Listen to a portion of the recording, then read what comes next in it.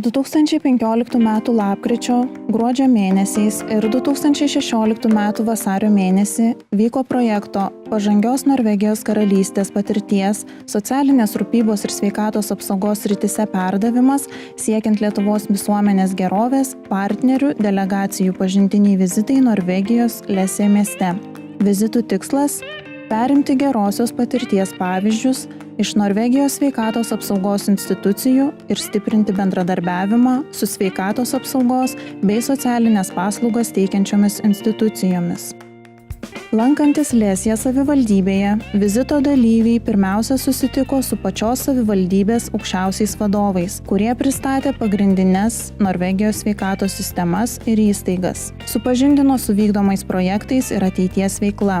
Stažuotės metu dalyviai aplankė Šiaurės vietos medicinos centrą, kuris teikia būtinas sveikatos paslaugas regione. Ten jie buvo supažindinti su modernia įranga bei darbo principais. Medicinos centrą pristačiusi lietuvė bendrosios praktikos gydytoja Elvyra Podenienė suteikė galimybę padiskutuoti ir palyginti visuomenės požiūrį į gydytojus abiejose šalyse.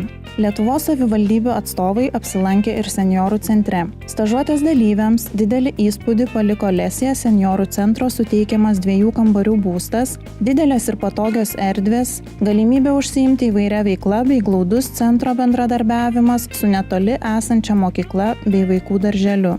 Vizitas dienos centre. Dalyviams pristatyta protinių atsilikimų turinčių asmenų laisvalaikio veikla. Kai kurie rankų darbo gaminiai, kuriamis siekiant patenkinti bendruomenės poreikius. Ši idėja sužavėjo tuo, jog protiškai neįgalūs žmonės jaučiasi svarbia ir reikalinga bendruomenės dalimi.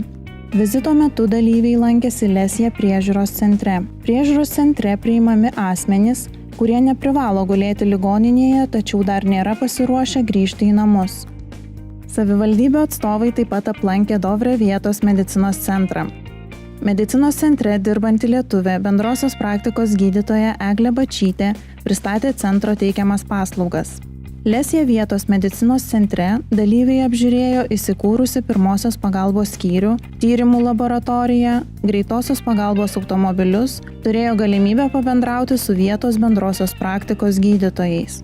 Pažintinių vizitų metu Lietuvos atstovams buvo įdomu susipažinti su gydymo įstaigų centralizacija, jų teikiamomis paslaugomis. Daug dėmesio buvo skiriama asmeniniam tobulėjimui. Įspūdį paliko pagarbus požiūris į pensininkus, kuriems yra suteikiamos visos galimybės gyventi oriai.